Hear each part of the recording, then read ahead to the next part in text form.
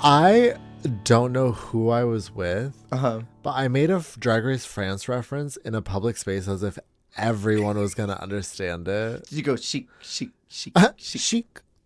Chic. Chic. No, they're talking about playing saxophone. I was like, yeah, you come out like Le Grand Dame playing the sax. And thankfully, it was kind of lost in the mix of what everyone was saying. But I was like, what the fuck am I talking about? No one knows Le Grand Dame playing the sax with a champagne flute on her head. No one knows what I'm talking about.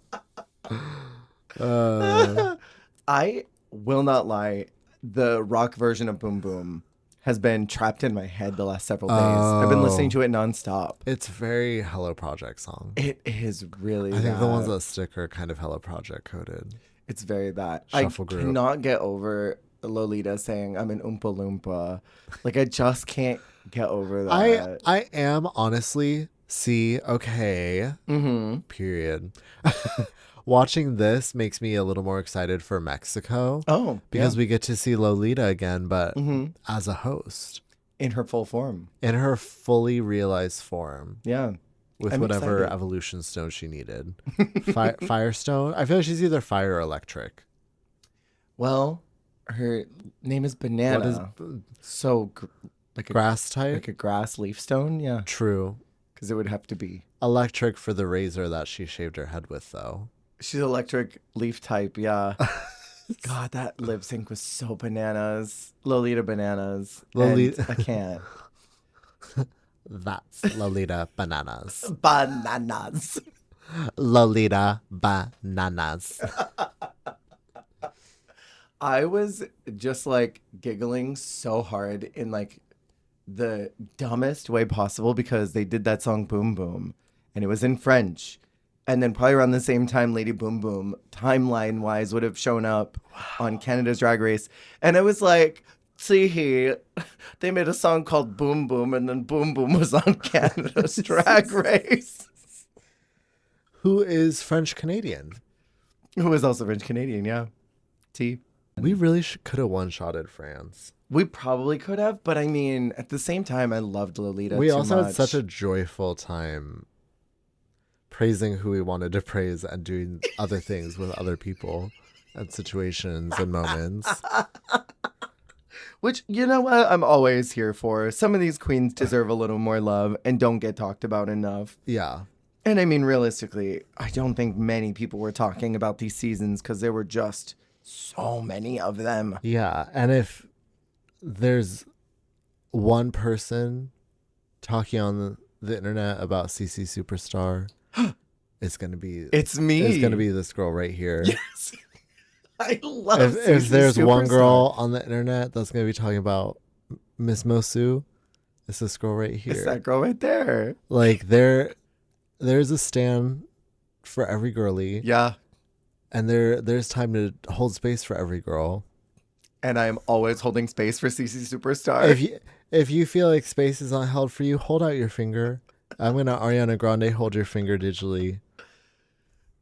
And we're going to hold space for you, little diva. It's like you with Layla. That like Oh my God, the way that I was a deep psychological, like, Layla McQueen stan. yeah, for you. I was looking at, you know how your iPhone shows, like, memories? Mm-hmm.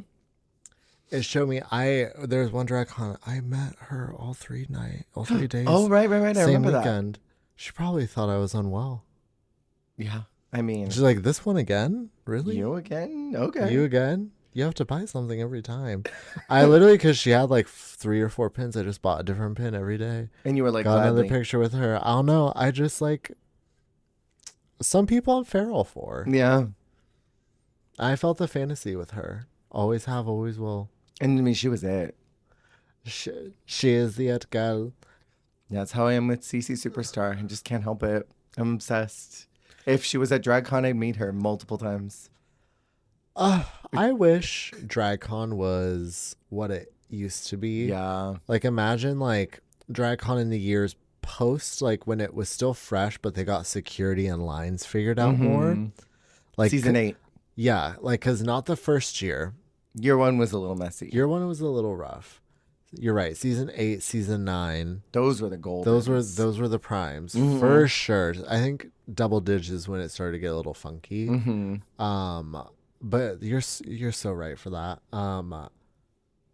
To experience that, but with all of the seasons, or to have had that like a year or two ago, that would have been great. And we won't have a drag con here for another year because of the fires. So, and it's like, even if there is, I don't know if I would go to it. It's just a lot. It's just a lot. The last year I went, it was a lot. It's overstimulating, and the lines are crazy. It gets more and more expensive, and I don't fault the queens because it's very expensive for them to do it. Totally. And I just can't like financially keep up with like paying like $30 at every like person. Because I get it. Like if you're going to the show, if you're going to the club, buy that meet and greet ticket. Totally. Tip the dolls. That's like expected expenses of a show. But it's hard when it's like, ooh, I'm going to spend like $30 at their booth. Oh, wait, these vendors are cute. I'm going to spend $20, $20, $20. Oh, I'm hungry. Another $20 because food's expensive. $20. Club. Another meet and greet. Another $20. I run into Gia Gunn walking by. I ask for a quick picture. She says, yes, Venmo me $10. That's a real story someone said. No glamour at DragCon. I remember hearing about that Venmo story. I mean, that could be fantastical, but I would love, because like, yes, you do see straight queens, and I wonder about that because usually they're in booths where you have to pay money to see them. Yeah. So if you just catch them, are they like, come see me at my booth, baby? Or they like, they have like the QR code like tucked into like, oh, it's like a reveal. Yeah. Oh, they have like pasties of the QR codes, and they're like, psh, and they tear off their costume, and they have the QR code, and they scan. You're like, yes, pay me, bitch. And then it leads right to the Venmo. Yeah, I'm obsessed with that. I want to be so hateful, but I know she's listening. Do you remember that year that Yuhua had that booth, that huge giant booth, and no one was there? It's tricky because I also don't understand how the booths are divvied up, because I feel like some people have literal emporiums. Yeah. Some people have full on like not Costco, IKEA like showrooms.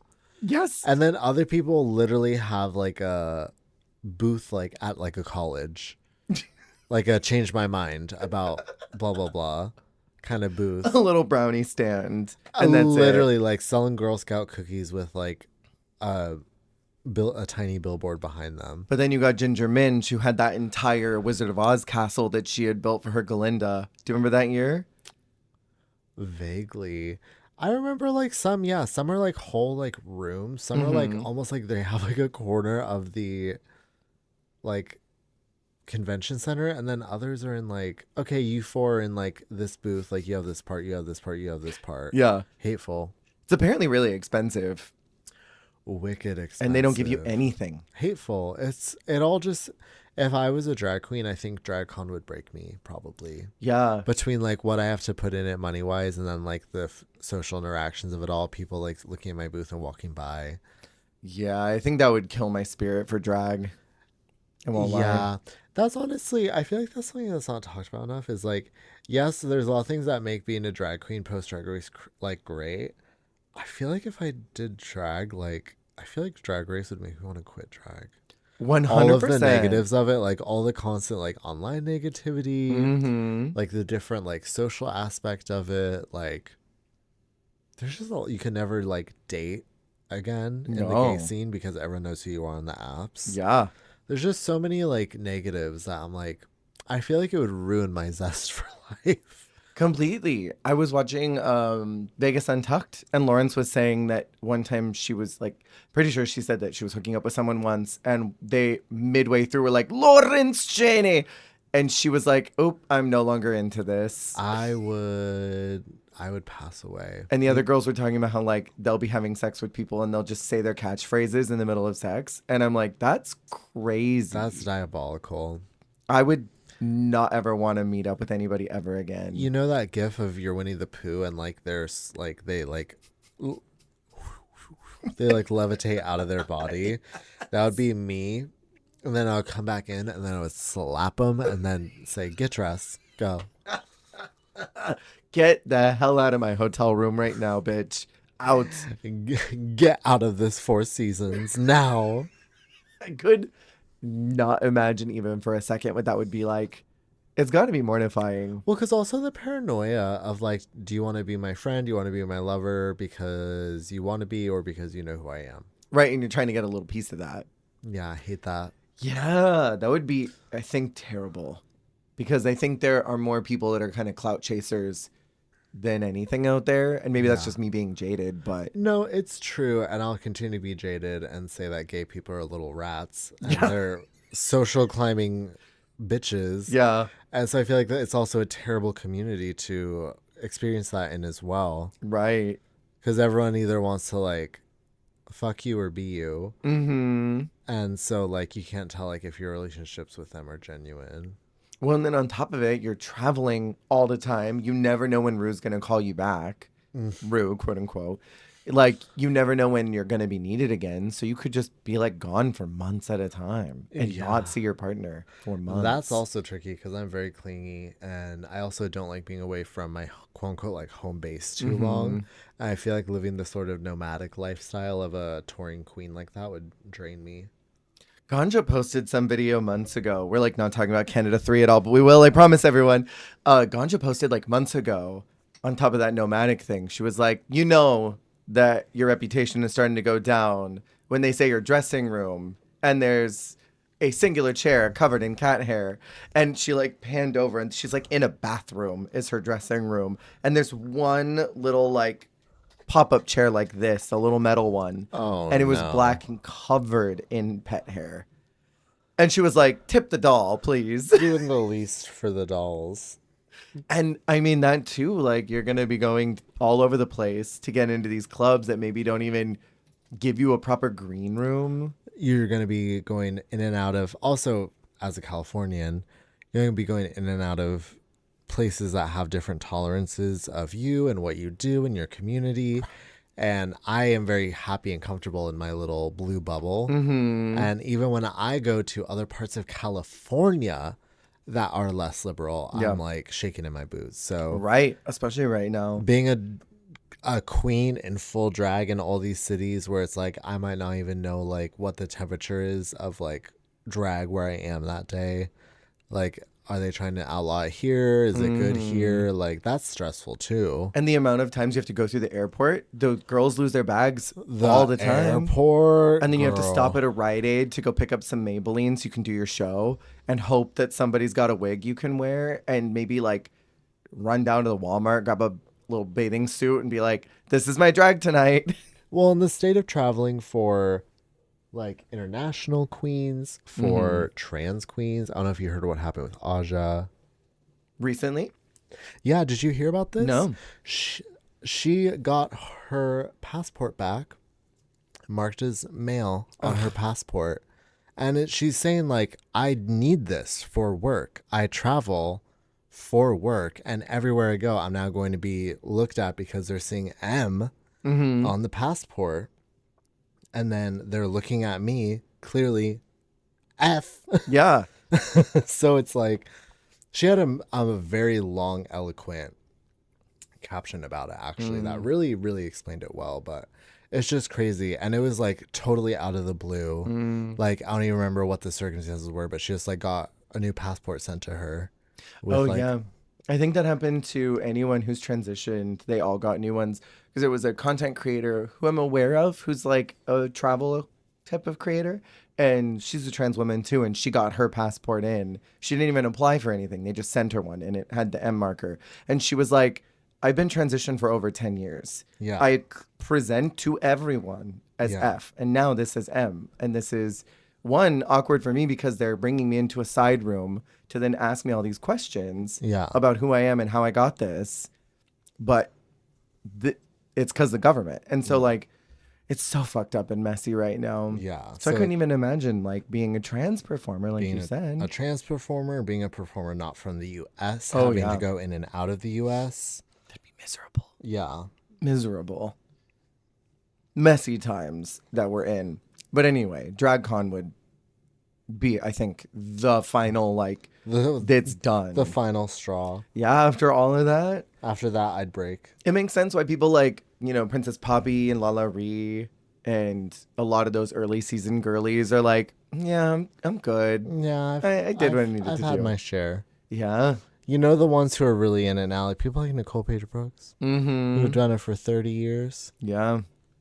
She has the hunger. She does. Nicole's kind of like lucked out though, and a lot of those, I think, up until season 4 girls were kind of lucky that they got onto Drag Race while it was still popular among queer people, but hadn't quite hit mainstream yet. Yeah. Because they didn't have all those obligations.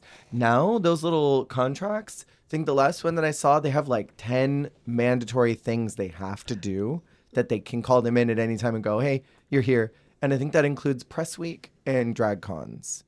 That's crazy. That early logo contract is probably so different. Oh, very They much. probably barely even knew what they were asking for in the first couple seasons. Mm-hmm. It's like, you might be asked to tour, but if you don't want to, you don't have to. I bet. Well, I don't even think touring was on the radar for the first couple. I don't know. I think it was just the winner got something, didn't they? Didn't the winner tour something, or was that not till 4? Because I know Well, because one Miss Noodles did. the cruise, Alan Chuck. Yeah. And then they headlined something from Absolute Vodka. Maybe it was not in. Maybe it wasn't the first 3 because I feel like Noodles did, and I feel like Jinx did, and headlined something. And then for a little while they were doing the Bots tour, and that was the winner doing that. Remember when someone commented on your YouTube like, "Hey, actually, Sharon Noodles is not racist. Here's Holy why." shit! Insane! Like a whole. For those of you listening, I think this didn't make the edit. For those of you, I feel like we just need to like stop. Like, where are we? It's like as if like people are like tuning out. Like they're gonna go like load the dishwasher and come back. And, You know like, what? Someone told me the other day. It was like 2 days ago. They said they've been listening to all our episodes, and they said they love when we just tangent. That's their favorite part of it. I mean, They said hey. it feels like listening to a conversation that 2 people are having, and they like that it dynamic. was kind of like BTS. Yeah. It's cold open. Cold open. Someone commented a couple of weeks ago, and I blocked the person. It was like a 4-paragraph exposition about how Sharon Needles may have worn Nazi stuff, but she's not a racist. She may have used racist rhetoric, but that doesn't mean she's a racist. She was reclaiming words. And I'm like, I literally read it like, what the fuck am I looking at?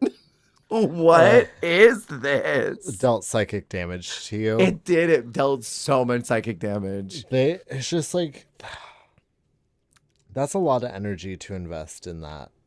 Yeah, just say that you're a racist and move on. Or like, I don't know. There's just some shit you keep to yourself. Totally. Remember secrets? Whatever happened to secrets?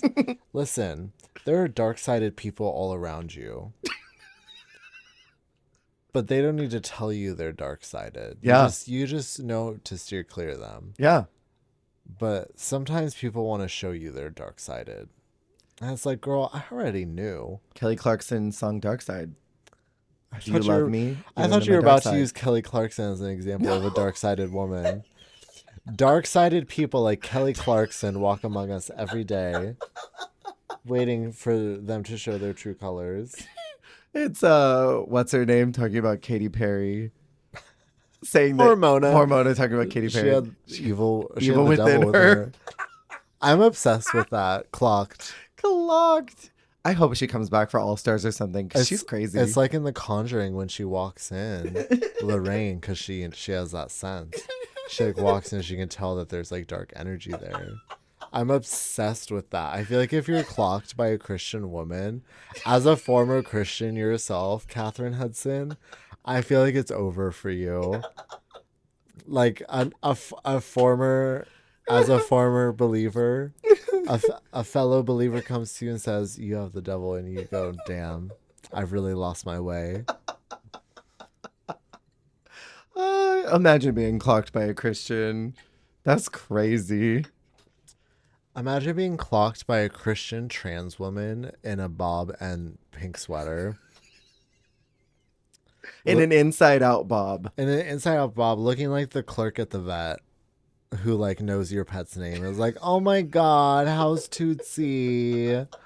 Oh, is it his birthday soon? Those vet techs are so cute though. Yeah, High love key. them. The ones who like when something happens, they're like they like cry. They're like, Yeah. she would like she'd be so invested. Our vet that we were going to, I'd walk in with the carrier and they'd be like, "Oh my god, is that Poncho?" Yeah, Like immediately they just saw me and they already just knew. It was cute. add that to jobs I don't have the strength for. Oh, vet tech. I would die. Yeah, I'd be sad. Be really sad. Yeah. I would be upset. Well, shall we get into Canada's Drag Race? After this Is that little cold what? open. Is that what this Oh, was? I think that's what we were supposed to talk. I think this was a stream of consciousness.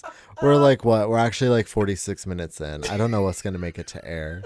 None of the women I slandered.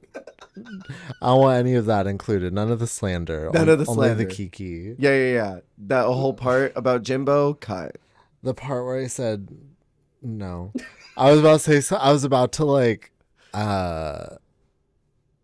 say something like career damaging as a joke. I'm like, Actually, never mind. that label. Arietti already did that for you, so Oh my gosh.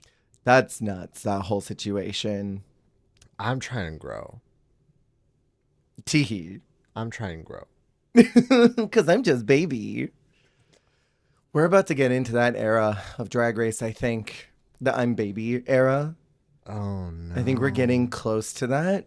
Because I think the year we're in is like right around the time where I'm baby started. What year are we in right now? In right now where we're recording or when Canada's Drag Race is? Surprise me.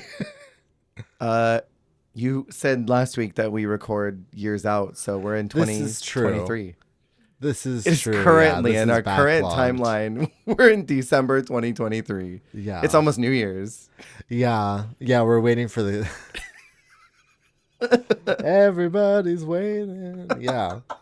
I think we're in 22 is what year this is. Wow. Because we finished 21 would have been right when Versus the World was happening. I think, or no, it was season 14 kicked off 22. I'm pretty sure. What an interesting time, 2022. Picture know, it, right? viewers. Picture it. 2022. Sicily. Last week, we chatted about, you know what? Strike that, reverse it. Hi, hello, welcome into That Sounds Gay. Finally, my name is Jer, and our gay sound presented by Jesse.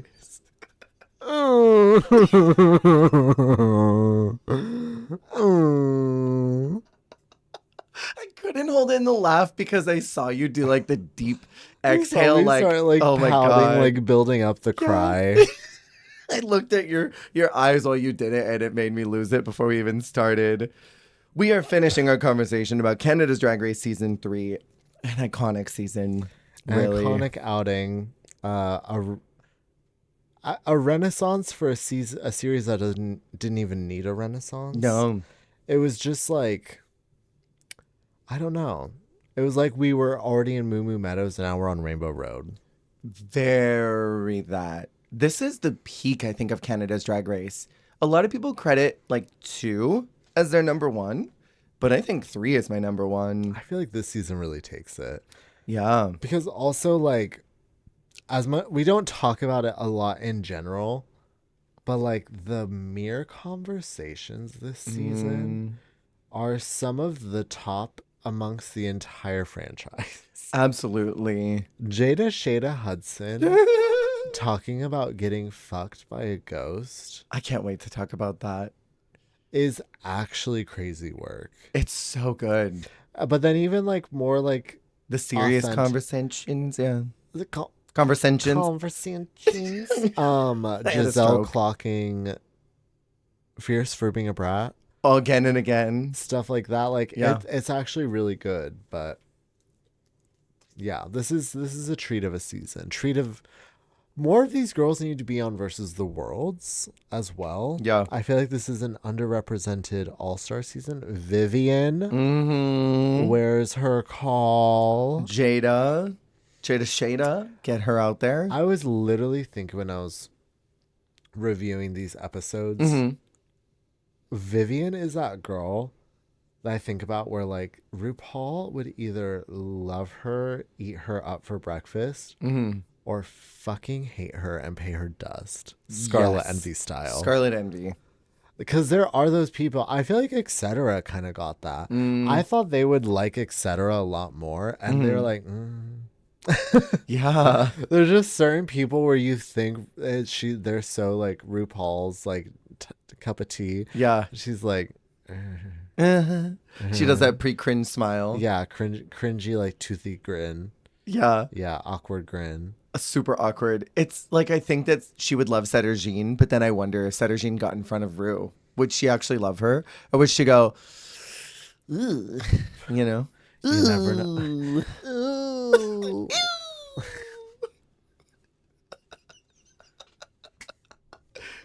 Kind of like the smell. High school gym class.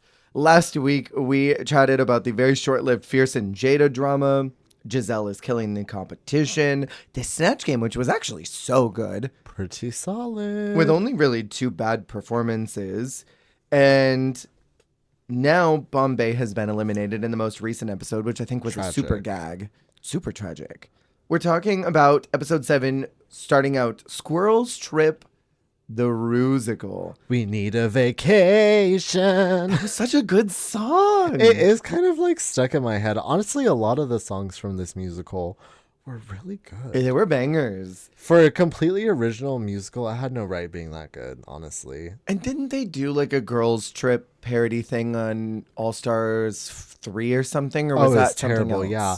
No, it was like my best friend's my Best girlfriend's bridesmaids, bridesmaids.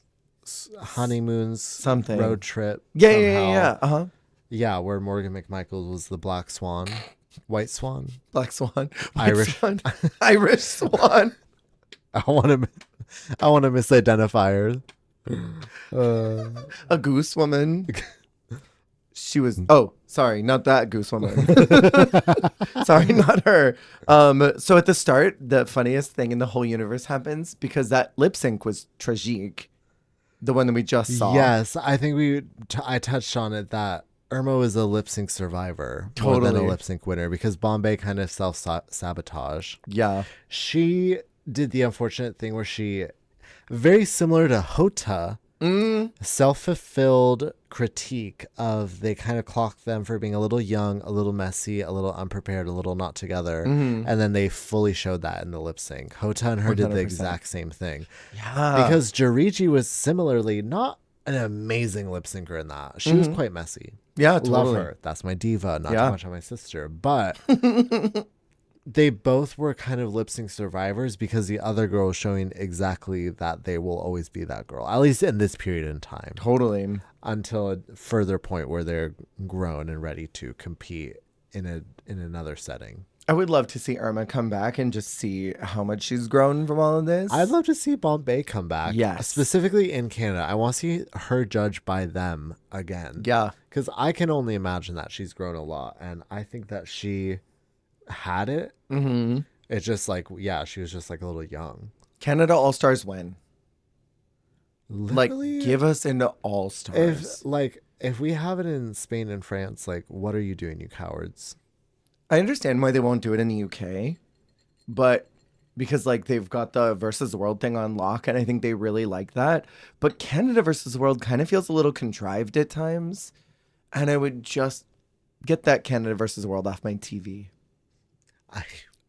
I'm not watching watching that. I like it, but it's so hard for the girls to get visas to go there. Yeah. And no one wants to do All Stars if it's not in front of Rue. But I don't. Yeah. I think after versus the world, I don't think anyone wants to global. I don't think anyone wants to anymore. Yeah. Who but- knows? Oh, yeah, I distracted you, but they were You're clocking Irma for her moves. The DJ move. She asked how the lip sync went, and they're all like, crickets. Crickets. And at that moment, if I were Irma, I would have shriveled. I would have recoiled into my body. I would have poo me. These people are stronger than me because in my meet moment, I'm like, oh my God. And then the next, 7-8 months are filled with dread of me going into a dark room and finally watching the footage of me doing that lip sync. Because it's like, that's the thing is like, you don't get to see it. You have no idea. Because it's like, it's one thing if it was amateur night at the club. Mhm. You acted a fool. Those girlies are never going to see you again, or you'll come back and do better next time. Mhm. That audience is going to be a completely different audience next time, whatever. Yeah. Knowing it's a televised function and knowing that you are Boo Boo the Fool in a lip sync and the footage is yet to be revealed. And it won't for like a year. I could not. And you have to sit on that in secret. They literally... I would call back the number that called me like a year ago when I got accepted onto the cast and be like, "Hi, it's me. I was just wondering if I could maybe like review any of the footage ahead of time, just know what to expect. Like, you could email it to me. I could come down and watch it. Like, just let me know. Right now. Okay, thank you. Bye." Like, I would be panicking. terrified. Yes. Have you ever just decided to watch any of the reaction videos to girls in the clubs? I don't watch too many of them because I get secondhand embarrassment really easily. But every now and again, they'll just pop up somewhere like Twitter or whatever, and I'll watch it. And it'll be the girls sitting through what they know is going to be an awkward moment or during an elimination. And they're like looking at the screen and then they just kind of like look down and look away and try to not make eye contact with anyone in the bar while the entire moment is playing out. Because they're like, I have no idea what this is going to look like and I don't want to see it. I feel like I've lived enough terror. Yeah. I mean, I haven't seen anything like awful happen. Mm-hmm. I've seen some bad things happen. I've seen some cringy things happen. When I was in LA, one of the first times my friend ever performed, it was an amateur night. It was the first time she performed at this amateur night. They started playing the wrong song, which this was a huge problem at Rage. I'll name them. They're dead. Yeah. They kept playing the wrong song that night. I don't know what the adrenaline took over, and she went out and started doing it anyways. Oh my God. And in this like punk look, and they started playing Into You by Ariana Grande. Stop. And for some reason, she just like adrenaline was like, I have to do it. Yeah. And then just walked out and started doing Into You by Ariana Grande, no preparation. And then she has a high kick and her shoe flies. So baby, come hit me up. Whoosh. And then she has a high kick at that part of the chorus. And it's just like, it literally like cartoon boomerangs, like up and out.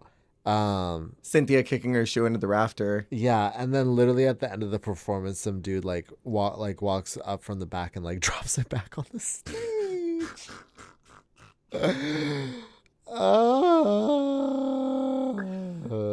So second-hand embarrassment question for you. Yeah. You don't do drag, and I don't think you ever would. Would you rather kick off your shoe like that during a high kick, or do what I did and try to do a death drop, and you're wearing a strappy shoe?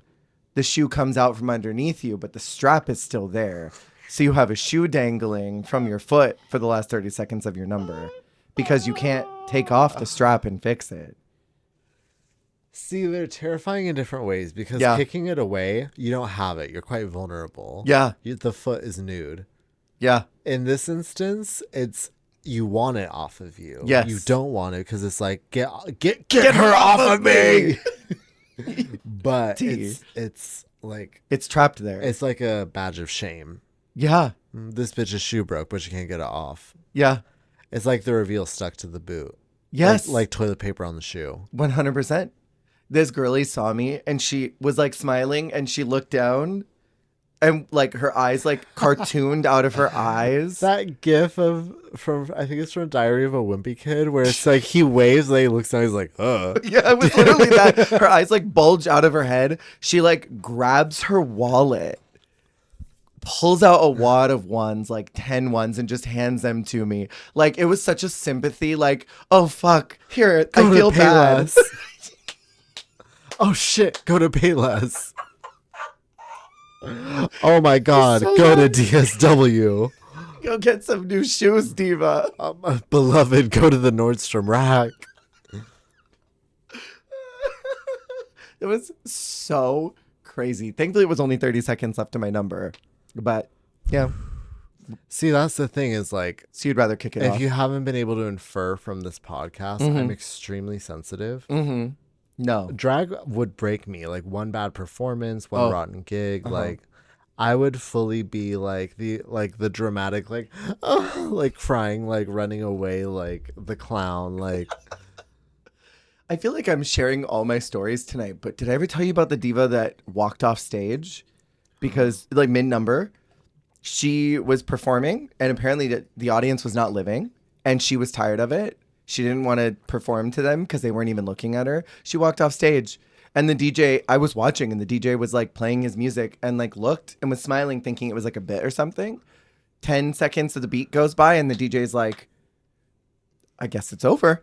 Shuts it off and the host is like, okay. Out next is, and she goes backstage and is like, what the hell? And this diva's like, they didn't like it, so I just didn't want to do it. I was gagged. I was so gagged. I kind of live. I kind of live too, but it was so crazy. I'm like, the bar is packed right now. There are like 45 people that just saw you. I feel like that you have to just create sparks. Yeah. Something. Light something on fire, like kill someone. I don't know. Just throttle someone in the break audience. a glass and stab a girl in the neck. Like, create a moment.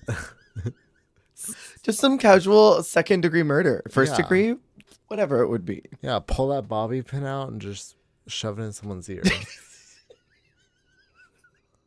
Perform a live surgery. Have I shown you the clip of that girl that does that? There's a girl who did like an operation number. She like wheels out this dummy. I was like, she does a surgery. She like it's the operation music and then she's like digging around and it does the buzz sound from the game and she pulls out a heart, sings some number to it. I forget what it was, something about a heart. And then like reaches in and pulls out lungs and then does like a song about breathing. It was so cunty. It was everything. Hasbro is gonna sue her. Oh, absolutely. Okay, so back to Canada's Drag Race. What's that? What is this? This episode's gonna be Canada's Drag Race ? Canada's Drag Race finale? Yeah. Which is so funny. We normally deviate so hard on seasons we don't want to talk about, but we love this season. We love It's this so season. good. Maybe it's just because we don't want it to end. Maybe. Fierce is super petty at the table. She's talking about how all the girls have wins, except for Irma and Vivian. Hateful. And just steams them like little broccolis. I have a win. Kimmy has a win. Jada has a win. Giselle has two. And Irma and Vivian are here.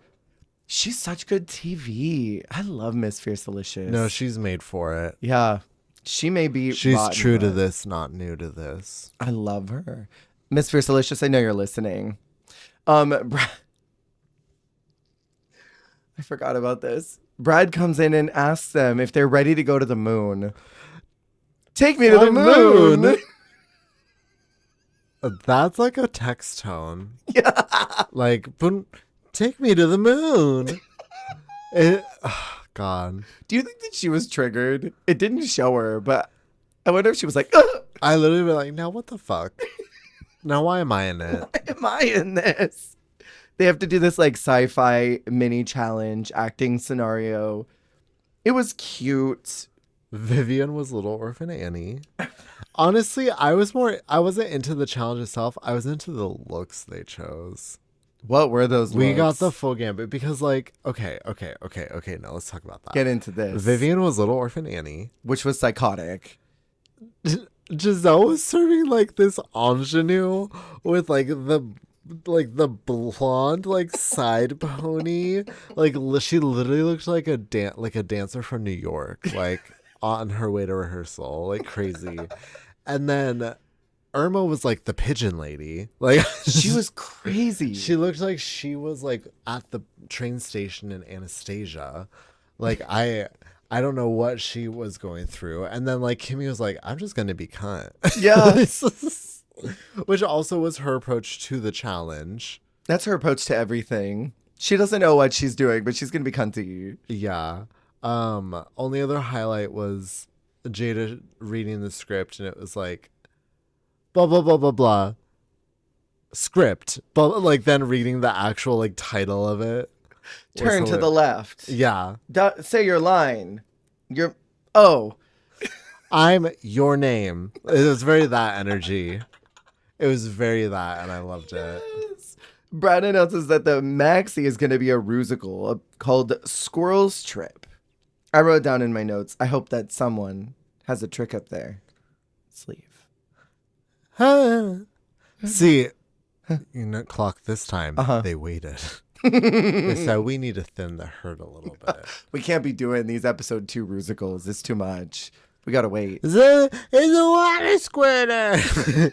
That number is insane.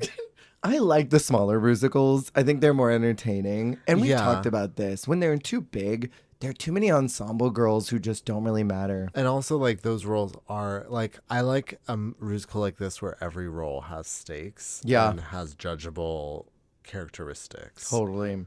This is where Jada starts spilling her supernatural tea. Ookie spooky. Quivery booty. I love that that is her evidence. Were you also confused in thinking that this happened in the hotel room? Because it came out of nowhere and she left no preface of where this was. So, because they were all talking about like being up and someone said they had a nightmare about the challenge or something, I think. And then she just starts talking about, you know what, girls, I'll tell you, I had my door open. So I thought she was talking about the hotel. And I thought they duct taped those doors. Well, okay. Why was your hotel door open? So what fascinated me was I was like, were you sleeping nude as a, because also then the story also took a turn like she was younger. Yeah. But then I'm like, so you were sleeping nude? Like, what? Ass up? Like, do you sleep like a cartoon character where it's like face planted on the mattress, like ass up, knees to the chest, like, like, the story is crazy. And I love that her evidence is like, I know that I got penetrated by a spirit because I woke up in the middle of the night and my butthole was quivering. And my Lydia butthole, my Bimini Bond butthole, was quivertina. And her door was open, even though she had closed it. That is the most psychotic tea that I have ever heard in my life. The craziest tea. I want to see the Paranormal Activity cut of that.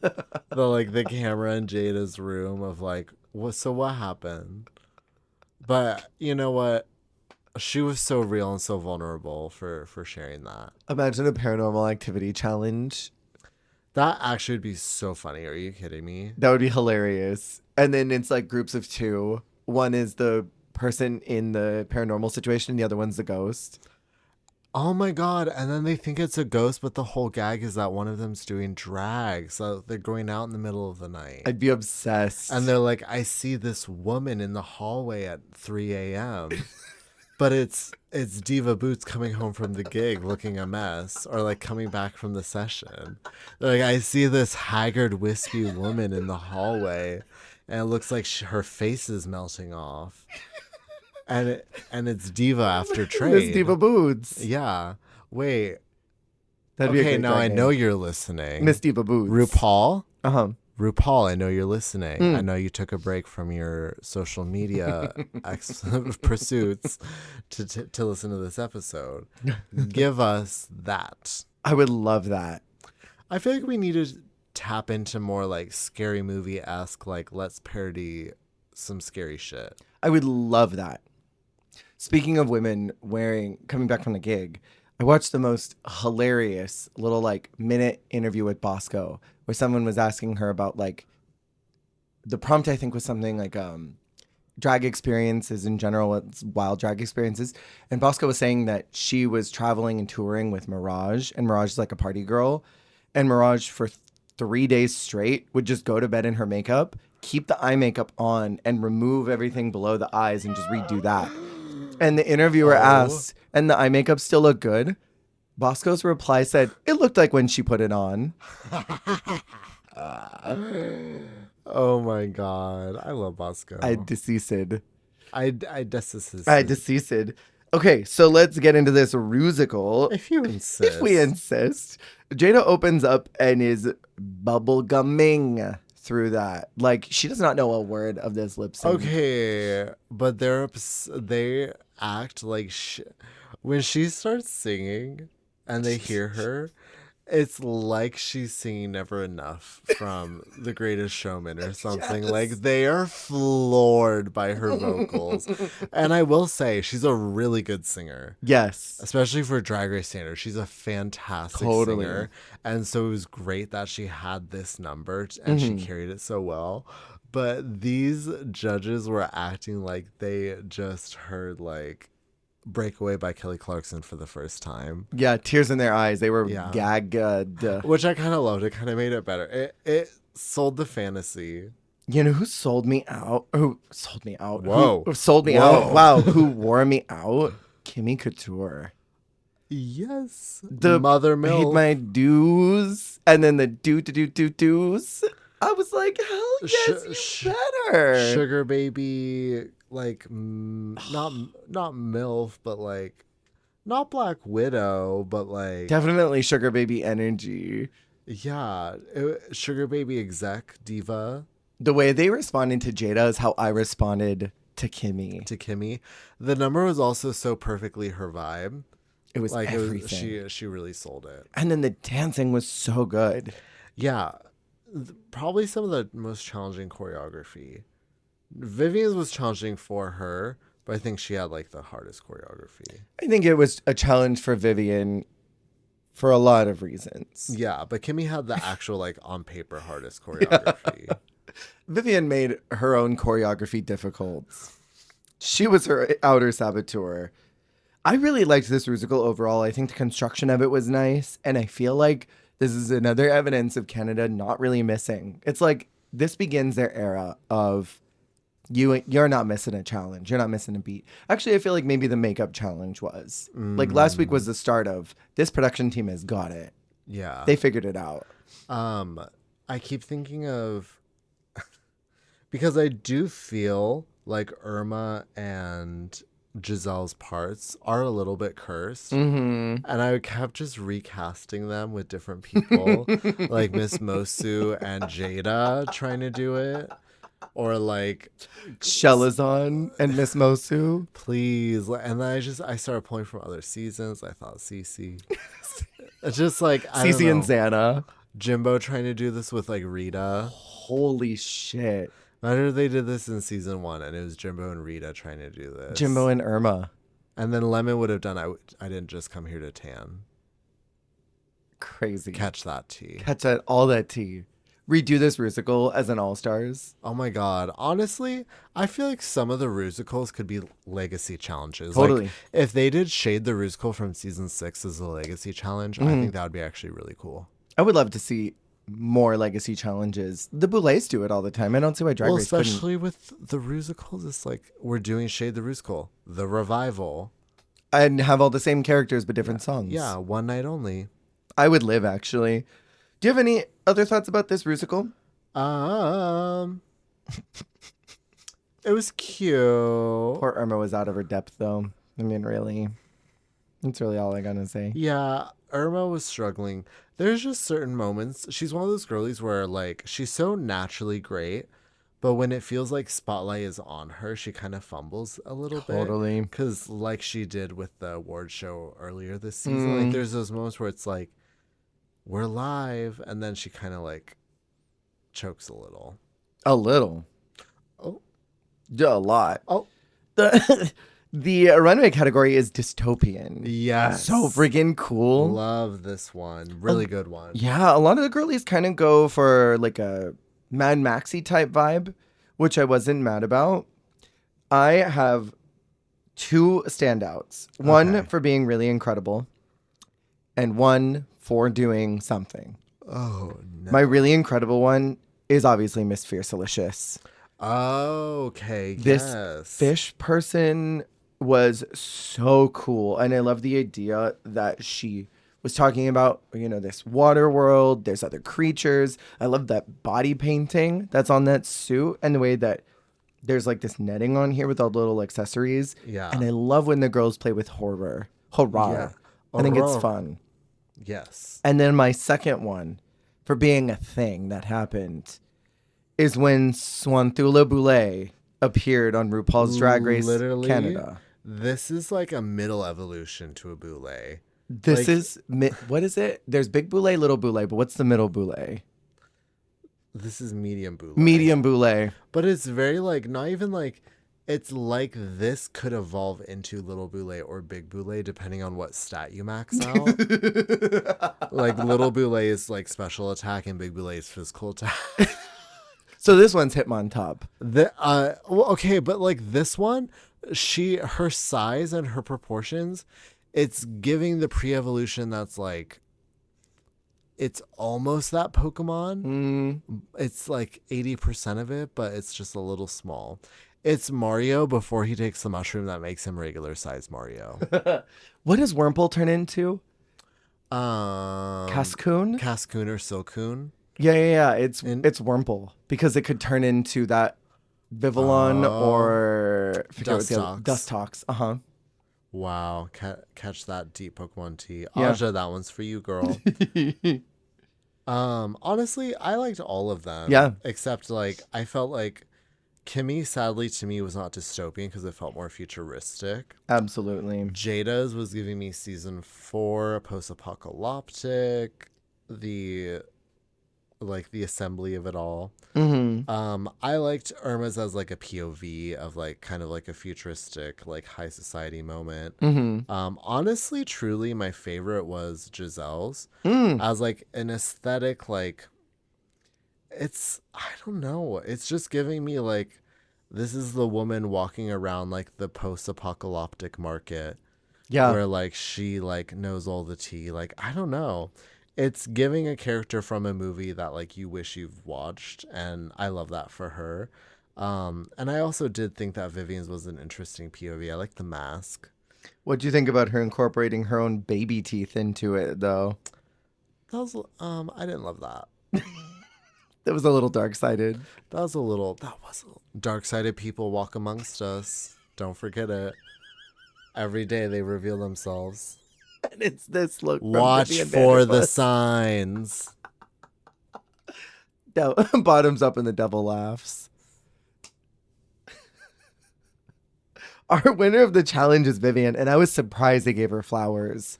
I know. I was shocked, actually. She could have easily been like Passover. I thought they also could have given it to Fierce TBQH. It was sorry, Vivian, I know you're listening. This was Fierce's week. She really chewed it up. She chewed it up, and her look was everything. Her having that win going into the finale also would have made her a stronger like counter contender. But I was happy for Vivian having her moment, even though her light's gonna swiftly be. This could have also been Kimmy's if her look was better. Is this the episode they clock it? Yes. We get the Fierce slideshow of all of her amazing walks. Of her serving continuously. Yeah. Her unapologetic serving. Yeah, we talked about this earlier in one of the other episodes, is that the walk that they loved so much in episode 2 is now the thing they don't like about her anymore. And it's always interesting when we get these characters who come on the show that have the attention of the judges for a bit, and the thing that got them the interest then becomes their pain point. Yeah. It's like Silky, who was so loved for her charisma, and then they kind of were starting to get a little irked by it by the mid-end point. Our bottom 2 this week is Giselle and Irma. The sisters. Sisters. It was supposed to be a parody of that, right? Something like that. Yeah. Seemed like it. I felt like it. Have you seen Girls Trip? Is that the one where she pees on the people in New Orleans? I couldn't tell you. I've never seen it. Oh. Tiffany Haddish? There's a movie I saw with Tiffany Haddish where she's ziplining in New Orleans and she pees all over them. Fuck. That's all. I'm not going to elaborate. Let's keep going. Okay, let's move on. The song is Love Is, and I wrote down in my notes, Irma is an odd lip syncer, but I kind of live for how she has no rhythm. She was dancing to the echo of the lyrics because it was like, love is, and she would dance to like the backing vocal echoing it. And I was like, fascinating. I don't know if you realize the name Alana Miles. This is a girl who sings Black Velvet. Oh, Yes, this is her like other popular song from that album. got It's it. like Black Velvet and this from that album, I believe. Very cool. Irma's a fascinating lip syncer. Giselle, I love her like unfazed confidence. The song starts and she's like kind of like casually like taking her jacket off. Like she's like, whatever. Like she does it so like confidently, almost in like a I'm about to like destroy this bitch and I know it. That like I can kind of like tortoise in the hair this a little bit. Yeah, totally. There's some girlies that just lip sync like that, and I find it fascinating. Well, like it felt like going in for the kill, not tortoise in the hair. I don't know why I said that. She like, and not even going in for the kill, but it's like she recognizes like I don't have to come in and start high kicking, splitting right away. I can kind of come in casual, get into the groove, pick it up. It's Latrice, the same way that she lip syncs to I've got to use my imagination. You're just like vibing to the music and doing it, and you sell it so well that we as the audience buy it. Well, and also if you're with someone who is more rhythmically challenged, I think just getting so nice. getting into the groove of the song immediately puts you in an advantage. Yeah. Of like, I think visually seeing someone move in rhythm with the song you're listening to just like is more pleasing than someone like punching to like Every third beat. She is like a metronome that you got from a pawn shop and it's broken. It catches in the little. I'm sorry to always bring it back to this. It's Gaki and Koharu doing sukiyaki. And Gaki's actually like singing correctly and Koharu's just not. Hate it. Hate it. I hate it so much. I think their styles are very like day and night, but Giselle chews up that lip sync and we say goodbye to Irma. But she does the Mr. Green line. I'm going to go home and have sex with my wife. Iconic. I want to know what drew her to that. What made her go, Mr. Green is my character? Because she didn't reference Clue at any other point. She never referenced Clue, and I wish she had. I would have loved it. But, yeah, what a hilarious random reference. I just, like, got this random flash of inspiration. What if someone did that French maid for their character, whatever her name is, the actress, but played it as Yvette? Something Camp. You're probably right. Her last name is Camp. It's like Courtney Camp or something. Colleen Camp. What if that's what they did? I'm sure her name is Colleen Camp. I also drink the cognac. But it's dark upstairs and I'm frightened of this dark. A Clue challenge. We need a Clue challenge. A Clue challenge would be so good. Very much like last season's Canada acting challenge. Oh, I really liked that. The slasher one, but Clue. I really liked that one. And then we move into episode 8, a masquerade ball, where yet another contestant is telling Vivian to grab the crown. It's Irma's this time. And Fierce says, well, her wrong opinion is what got her eliminated.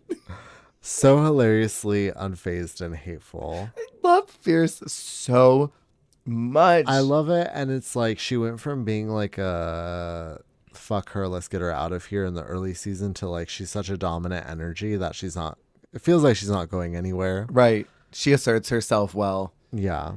They get these cute little video messages from their family and their friends. And I think they did this again in 5. I can't remember if they did it in 4.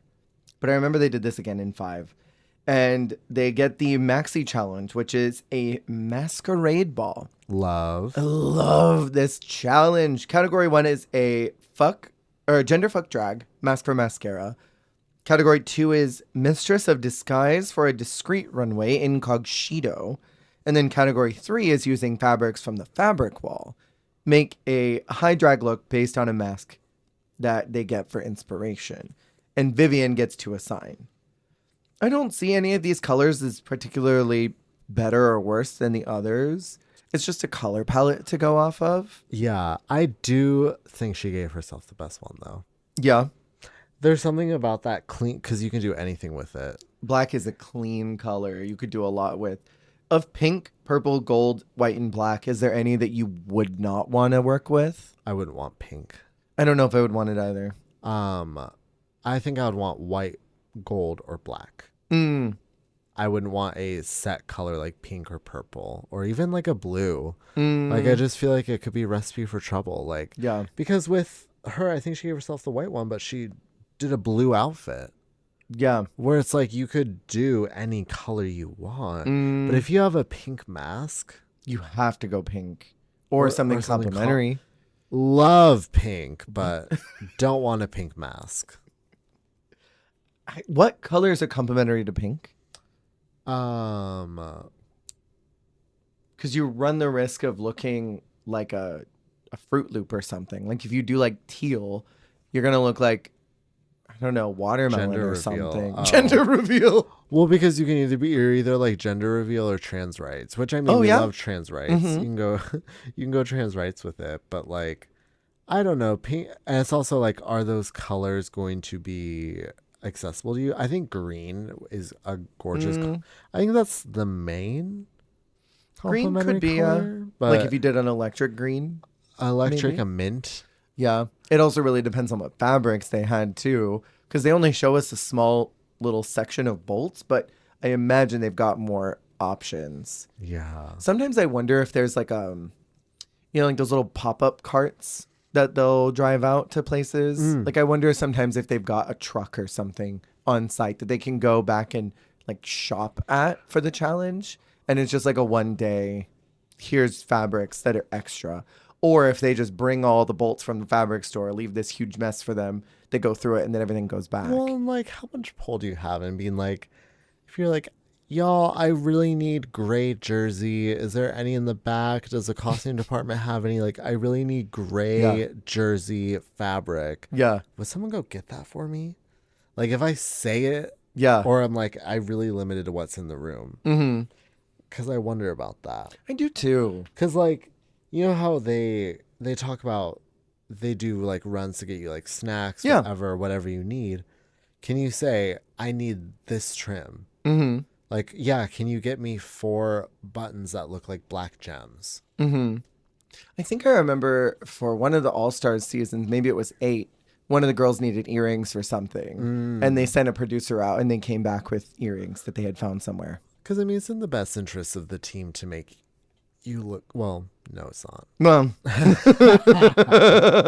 not really. Shall we? Yeah. Let's get into these looks. Giselle, first off, crisps up her garment like it's a little grilled cheese baby. Please. It was so terrible. So we've got, starting out, let's do each girl. I'll just talk about the whole thing. Yeah. Yeah. Giselle's doing a Jean-Paul Gaultier inspiration for Mask for Mask. Love The it. Incognito is like someone who's going out into drag, but is being really discreet about it. Don't love it. I don't love it. It's so Zoe Deschanel to me, but like as a frumpy dumpy librarian, You snapped. that's what it was giving to me. It's Zoe, turn it off. I'm so sorry, girl. Zoe Deschanel. Hold on, I'm about to say something dark-sided. Zoe Deschanel doing the Miranda Sings biopic. No, it is This very, is it's her, very it's Zoe Colleen Desmond. I was Ballinger. gonna say it was Zoe with Hermione Granger hair. Oh my god, But like, it is so that. Oh sweet lord. that was dark-sided, and I'm sorry. I mean, the look is dark sided. It really is. I like the reveal though. I think it's cute. The reveal's cute. The reveal's very like typical drag queen look. Very standard. But I think that was kind of the point. They glazed over it, but it seemed like they wanted them to be a reveal into a drag queen. What about that brain wig? Oh, that brain wig. That tulle fabric. Oh, that It's like the cap of the wig looks like brains, and then like she has pink hair coming out from her brain. It's brain with a train. brain with a train. It's giving those gem wigs before they got really popular. Oh, But like yeah. the rough draft version. Well, it's like a finger wave with a mullet. Like, I don't understand. I hate it. Love you, Giselle. I know you're listening. And then the shape of these shoulders on the Masquerade look is my most favorite part about this garment. I think everything else is pretty standard, and I think it's constructed decently, but the shoulders. The shoulders are so fascinating. That's such a commitment. Yes. She really committed to those shoulders. Also, didn't she leave a shoe behind? Can I complain? Complain about. Oh, is it you didn't like these antics? Can we please, drag queens of America, Canada, UK, across globally, can we please stop referencing Cinderella? Can we please stop? There are so many fairy tales. Make up your own. Can we please stop with the Cinderella Cinderella's shit? over, you said. She's canceled. She's been done a million times, and I'm tired of it. Catch that tea. I'm so tired of it. I'm sorry. You've had Did you it. like it? I loved it. I thought it was really good. Trying to No, get Giselle back listening. I mean, the look did not look like Cinderella, so I was like, huh. But I mean, I like the drama. I like the theater. I love that a PA had to go grab that shoe, or even better, she had to awkwardly walk back out, Sprint back out. and get the shoe and be like, don't include this. She mentioned Cinderella in her confessional, I think. Her little talking head. Can I say? Mm. Just because you're wearing like a ball gown in blue, you're not Cinderella. Cinderella Like, has that on It's lock. the colors of Cinderella. Nothing about this looks like Cinderella. That's her IP. That's not, she's got blue on lock. She owns blue. She owns the color blue. Yeah. It's like how that one random person owns the birthday song. Cinderella owns blue. Damn. Jada is doing, for her mask look, this pimp sugar daddy. Is this jacket like Jasmine Masters tea? It's Jasmine Masters tea. It's giving me Black Gomez Adams. Oh my God, it's very Gomez. I could truly see like a Black Adams family, and she's Gomez with this mustache. I would actually love to see that because they did the all Latino Gomez or all Latino Adams family for Wednesday. Yeah. I would love to see that. Incognito. Unpack it. I want to talk about the reveal and how on the wiki there is just this blurry Nokia 180p It literally photo. looks like when there's footage of like leaked picture of the crowning, and it's like this weird like uncanny valley photoshopped image of someone like blurry of someone like getting crowned or like holding a scepter, and they're like, no, it's actually an Instagram photo from 3 years ago interposed with this photo of Scarlet Starlet like on her Instagram. Like, that's what it looks photoshopped. It looks fake. It looks AI made. It looks like someone took their VHS camcorder, recorded it, and then sent it via fax to someone's BlackBerry. And then they uploaded it to the wiki. A clip of her like dancing in that is in like the Drag Race ring footage. Yes. Like the You'll Die in 7 Days if you watch it, and it's like that. It's Jimbo. Like, oh wow, it's a lot of things. That would be the one that would kill me. And then it's Sisi Superstar's boob coming out, Oh my falling God, off please. the duvet. And then for the masquerade, I will say I think the idea is nice. It's just a really simple dress. I honestly would have liked it more without the tulle. I think the tulle distracts. The tulle river, I was not keen on it. It looked like sausage. The way that it like is nipped, and it's like Gag. and it's like string of something nipped in, string of something, because where she tacked it down, it like inadvertently lost all of its fullness. So it's like sausage links. It literally is sausage links. Gold sausage. With That's a my new blossom. drag name. Sausage links. Sausage links. Mm-hmm. Could be golden sausage links, but that's gonna be my daughter, I think. That's crazy. I'm Sausage Links. This is my daughter, Golden Sausage Links. And this is my other daughter, Spicy Italian Sausage Links. How about like SAWSEDGE? sausage? Sausage Links, LINX. L-Y. Lynkx. Wow. Sausage K, links. like Jinx. Yeah, yeah, yeah. Lynkx. Yeah, yeah. Links. Links. Lynkx. You just transcended. You see the vision. I'm gonna I'm gonna come back in 30 seconds with completely different opinions about everything. I love the dress. I love the sausages. No, I hate the sausage links. Lynkx. It looks like there's a tiny face at the center of that gold bloom. Like it looks like it's gonna be like a tiny shrunken Joella. head. Oh, This is Joella in oh my here. god, please. No, looking at it low quality, it looks like there's gonna be like a shrunken head. Like it's like the tiny dead like the frozen monkeys from Temple of Doom. Oh my god. Where with it's the like it brains. looks like tiny, like I see like a mouth and eyes, but it's like tiny shrunken features like collapsed into that bloom. I totally see it. That's so funny. There's like a tiny like person there like help me. Oh, please. It's Ornacia. Oh my god, please. It's a tiny Jada Shada Hudson. Please don't let her take control. Kimmy is next, and she managed to find a way to do a two-piece for the mask look. It's so funny because it's literally still the same silhouette. It's the exact same It's one. like a video game character in a different skin where like this is like their legendary level Yeah. skin where it's like this one costs the most money Mm-hmm. because she looks completely different, but it's just a recolor of her existing like pieces. Yeah. I want to give credit to not only Kimmy, but also to the many other femme-identifying people that have come onto Drag Race up until the more recent seasons Yeah. who had to do these like mask looks or like boy looks. Yeah. Because earlier in the season, they do Daddy Goes on a Date. Yeah. And I think sometimes these challenges get constructed thinking like, oh, everyone here is going to be mostly male identifying Yeah. or masculine identifying. And then they cast a trans woman or they cast a femme person who doesn't really identify as masculine. And up until the more recent seasons would make them do these types of challenges.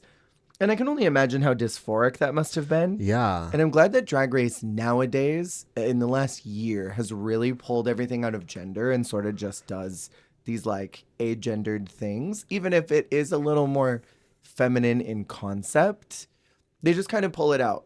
Your interpretation of what you want to do is what you want to do. Gender is a construct, tear it apart. Exactly. And so I want to give props to Kimmy for doing this. Yeah. Because I can only imagine that was kind of weird to have to do. Yeah. No, great job. Great job, but then Let's- horrible job in the middle. Let's talk about the incognito Asian 25. Honestly, the grinder profile, the blank profile cutout is fierce in its own right. It's everything. I want her to high-key. wear that like a poncho, like Joella wore the quilt. Like it's that, but her face is like cut out in the middle, like, ooh, hello. Raja's wall. Hello. Yeah. Raja's wall look, but it's the Oh my Grindr god. profile. Literally, that's kind of inspired. But no, she comes out as one of the doodle bops. I was gonna say Dee Dee Pickles, but I don't know if you know who that is. The name, I mean, she looks like a Dee Dee Pickles. I'll pull up a photo. It's Dee Dee Pickles as a doodle bop. Oh my god. Oh, did you find her? Yeah, I From Rugrats. Mm-hmm. Mm-hmm. no. It's literally a Dee Dee Pickle doodle bop. This diva? Is that Jeremy? I don't know who that is. This is Cookie Corp. Oh, I know Jeremy did one too during the hilarious. 365 Days of Drag. Yeah, it's a little dark-sided. It's also kind of like Floop is the madman, help us, save us. Oh, It's giving a lot. But like does like roller derby. Totally. What is with the girlies this season doing these paper cutout garments? It is not the book ball. No. I'm sick of it. And then the guest judge clocks it that this looks like an unconventional material challenge. Because it really does. It doesn't look like a fabric challenge. I commend Kimmy for wanting to do something different, but what the hell? It looks like an unconventional material challenge that she is losing because she only used a little bit and then used the yellow fabric like for everything else. Yeah. And they're like, you didn't embrace the materials. Oh, but at all. Embrace those materials. The interiors were not embraced. But Kim, did they embrace the materials? No, she didn't embrace the materials. We have Fierce in one of my favorite mask looks. I love this mint This chip. is a highlight of the season. The Matthew Anderson tribute. I got cunty Colonel Sanders. I understand that it's Matthew, but it was cunty Colonel Sanders to me. Just a long ploy in the KFC. This was probably around the era of KFC when they had like Reba being Colonel Sanders and shit, you know? This was probably around that time. So this is probably falling right into their ploy. And then I love the middle look. Incognito was so good. I love the Josephine Baker tribute. Mm-hmm. This was really The good. flat bananas. No, the bananas were such little, like, they looked like little pickles. Sister, I'm pickled. They kind of do look a little bit like pickles, don't they? Dee Dee Pickles. Dee Dee back. Pickles on the hips. And you know what? Considering that she is a hot glue gun girl, I think this dress is very passable. It is so safe. It is. It's very, like, this is what someone would have worn for Best Drag in, like, season 1 or 2. That Nicole Page Brooks. This or is Raven. literally the episode 2, season 2. Yes, that's Oh, and literally Raven's This dress. is what everyone came out in. Never gonna get it, never gonna get it, never gonna get it, never gonna get it. I thought the beads on the side were really nice. If she had more of those, maybe it could have been a higher look, but I think overall pretty strong for what Yeah. Fierce can construct. We have Vivian doing a performative masculinity Shakespearean look for look number 1. It looks like a deflated balloon. It's so baggy. Like it should be at a parade or something, like one of those kind of balloons. Well, it looks like you hit a button and it will inflate with air. Yeah. And The then- suits, the little sumo suits. Yeah. The incognito is this chef that is mad that the restaurant's not doing what they need to do, so they come out as the dinner. Of course. That makes so much sense. You're like, oh, God, no one's ready? Fine, I guess we'll have to serve the spaghetti in my tits. And then it comes out from the masquerade look, looking like your favorite aunt who makes the best potato salad. Woof. She looks like she shops at Puma. It's giving black tracksuit Violet Beauregard's mom. Warm In warm the reboot. vanilla sugar from Bath and Body Works sprayed all over. Or I just got even these candles. it's Here's either- my haul. It's either warm vanilla sugar or sweet pea. If you've ever smelled sweet Sweet pea, pea. she Uh-huh. buys the big bottle of sweet pea and she sprays it all over. She uses it like room spray. The 7 for 20 deal.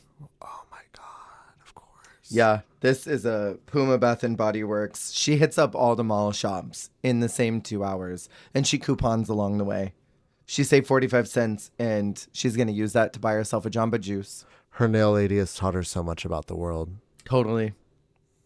I really feel bad because Vivian is such an incredible presence, but this was ugly. She said, what if I do a tux, but my interpretation of a tux is a capri velvet tracksuit? A capri velvet tracksuit with a drop crotch. It looks from the front like those kinds of jeans you try on at H&M and then you turn around and you have no ass. The bottom pocket is like on the back of your knee. You're like, oh no, mama, this ain't gonna I'm not work. wearing that. Crazy. And the crazy line work. down the side is psychotic. It's absolutely psychotic. It's like it was gonna be a side zip and then she changed her mind. Oh, it does look like that, huh? Or I don't even know what was happening. Crazy. What was your favorite of all of them? Of all of them, brought or sewn, Mm-hmm. Fierce's mask for mascara look. Of sewn looks, Miss Lullaby. Yeah, Giselle really turned out the sewn part. The incognito, I think, for me, I think it's Fierce. I would say Fierce as well. Honestly, if Fierce had a better sewn look, she would have cinched it. Yeah. Because the other two looks, I think, were the strongest of their respective categories. Mm-hmm. I do think that Giselle had also a really strong mask look, and so did freaking Jada. Mm-hmm. Honestly, no. I'm not holding space for Jada's incognito. No. But if she had an amazing masquerade look, she also could have won because it probably could have forgiven the middle look. Yeah, maybe.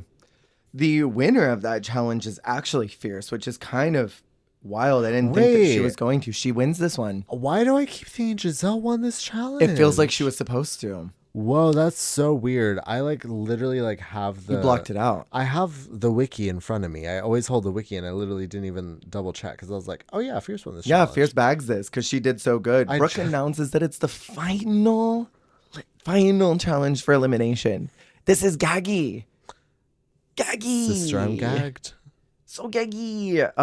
In Untucked, Fierce tries to be silly with Jada, and she says that Fierce, you're ugly on the inside and on the outside. And I died. Imagine you're trying to cut up in Kiki, and then someone says you have a rotted soul. And like, don't play with me. You're evil.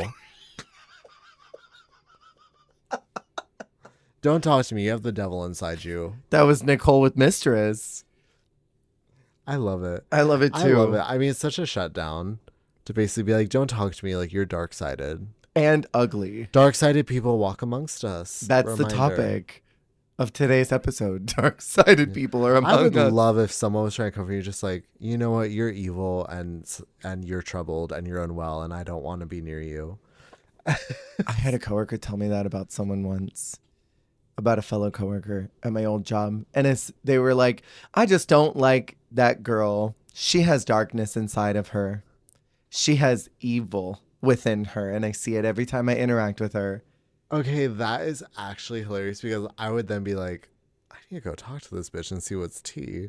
This person was like a close personal friend.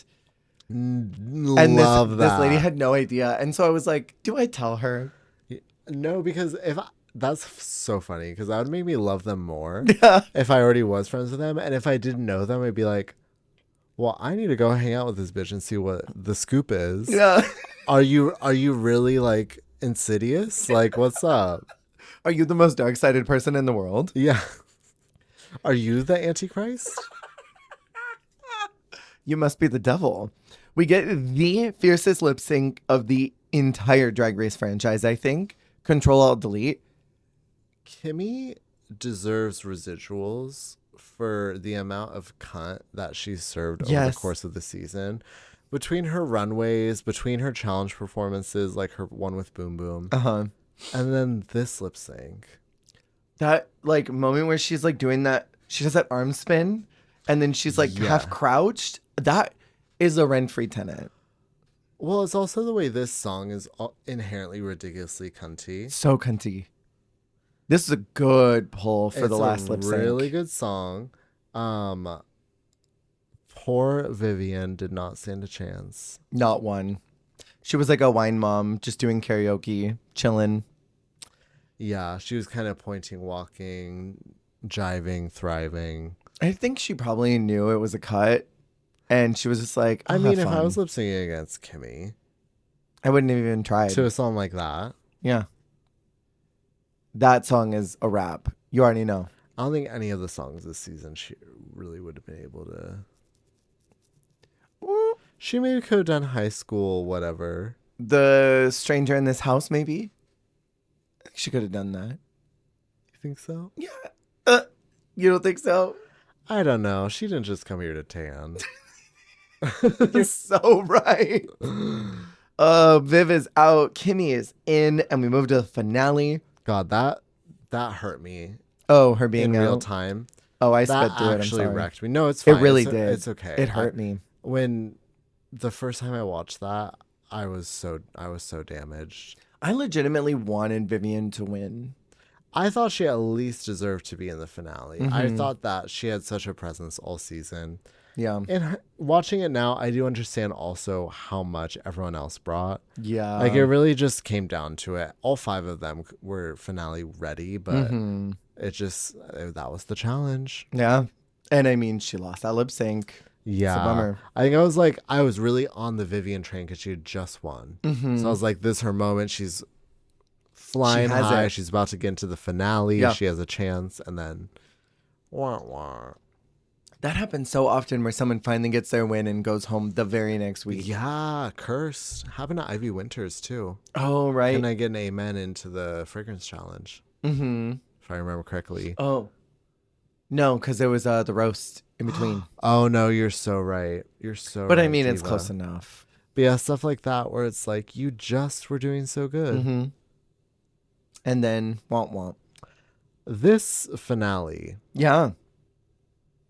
I love that Anne Fierce is in brackets. I wonder if someone in production was like, no, not that Fierce. Not that one. Put it in brackets. No confusion. She's not winning. They probably were like, fuck, this is going to be so confusing. Right. They're like, not one of the contestants' names being in the title of the song. Right. What do you think of this song? I kind of forget it, I won't lie. The poetry of it all. When we start doing little poems, riddles, haikus about all of the previous girls. I kind of forget it, I won't lie. A lot of it's forgettable to me. Or was that last season? That was last season. That was the one where it's like Cynthia Kiss, blah, blah, blah. Yeah. Which one's this song? Can I say? Canada really does not churn out the songs for the finales. No. Because, like, España? That was so good. Season 2 España literally did an original song that they sung themselves, and it, like, burned my face off. Yeah. And then they're doing these weird, like, Dance Moms tracks. Like, yeah. The one for 4 was really egregious. I just remember wanting to turn it off. Okay, well, I don't like now they all do like the same song. Yeah. And like the one that they had recently, I hate. Yeah, 4. 4 was really bad. I think 5 was better, but it still wasn't good. That was the one that Nira was on, right? Nira was on 4, yeah. Yeah, her song was so annoying, that beat. I hated that instrumental. They turn it out for the intro songs, like Tongue Pop for Versus the World, and then That goes Go hard. Off. Yeah, but That was it.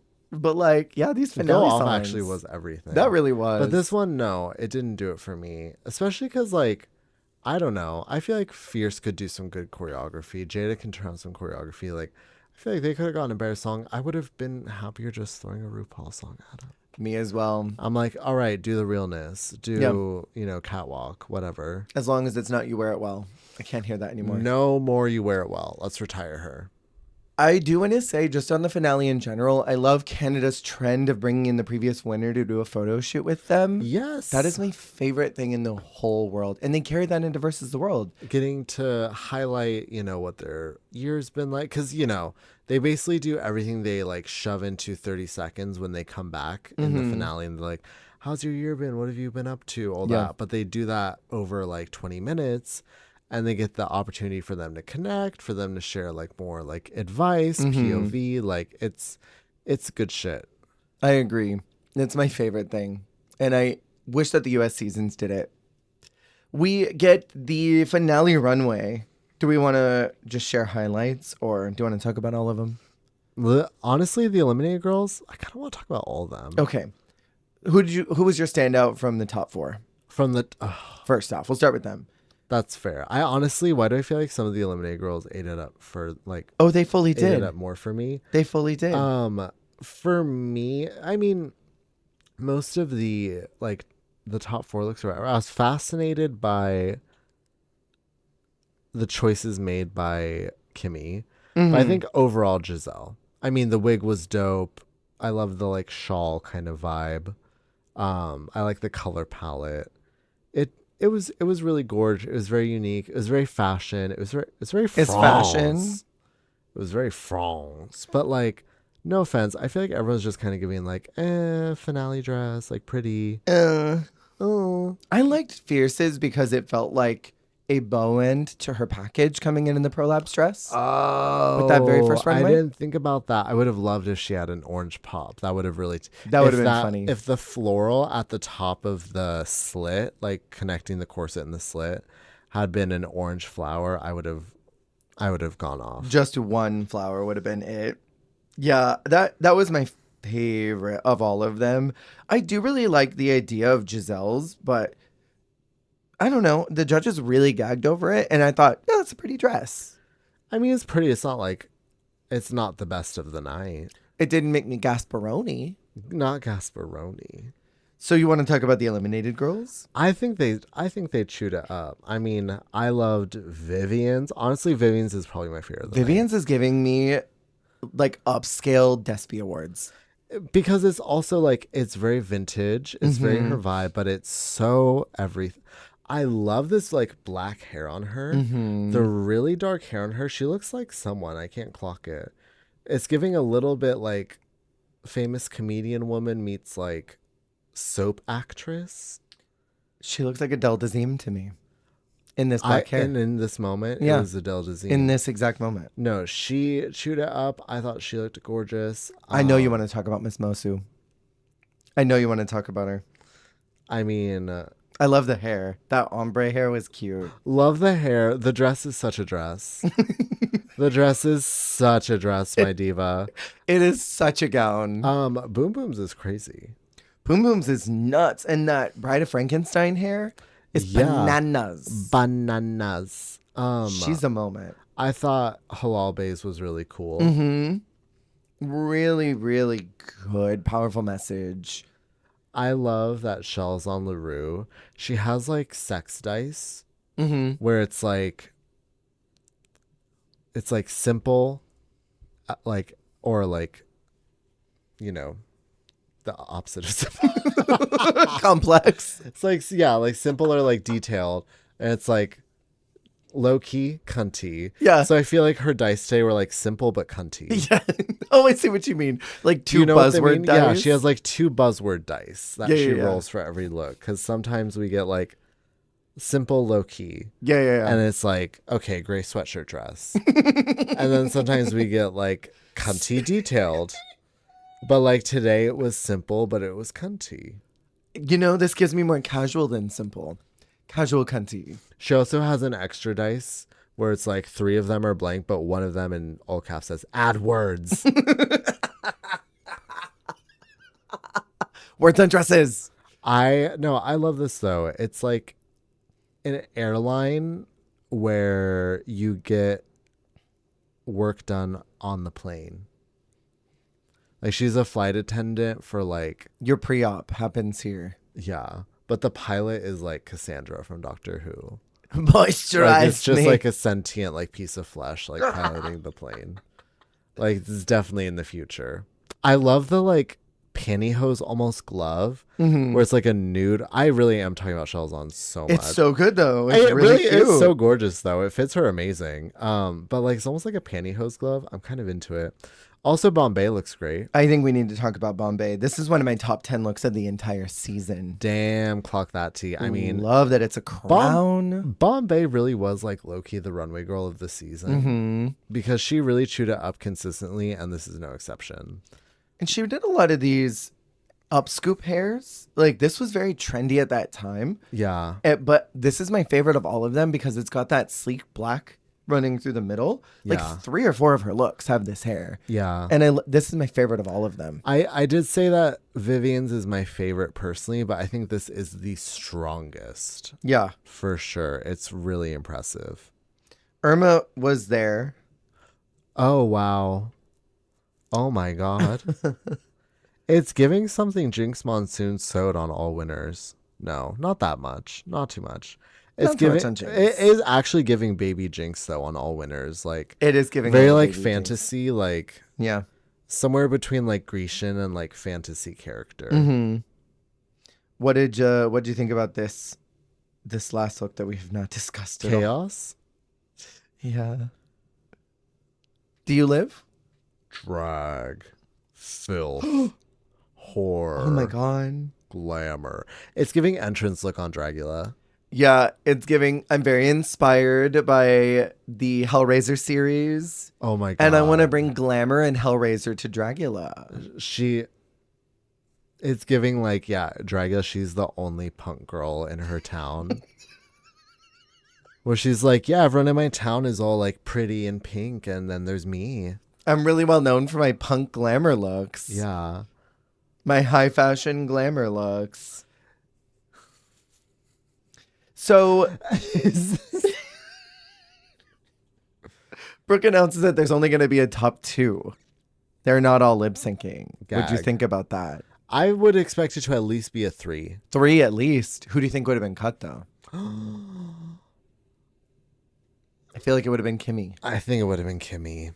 I think it would have made sense for Fierce to be able to at least lip sync or a SmackDown or something. Right? Give the girl a chance. So I don't know if you ever watched the Bring Back My Girls for this season. I haven't. It is drama, mama. Really? It is chaos, buffoonery, and nonsense. Like Jada gets into it with one of the other girls, Miss Mosu's dragged into the conversation. It's crazy. Not my diva sis. Oh, when you have time, you need to watch Bring Back My Girls for this season because it's crazy. Even TS looks like she doesn't know how to reel it in. And right when it's like at its peak chaos moment, Brooke comes sauntering in down the aisle and everyone stops and goes, "Look, it's Brooke." She comes sauntering up to the little ask a question mic, unprompted, and goes, "Hi, everyone. I heard that it's getting crazy here." She asks something and she goes, "And before I leave, do you think Miss Fierce Delicious was 3rd or 4th place?" Turns around and then leaves. Brooke. And they all are gagged. Brooke is crazy for that. Crazy. I love her so much.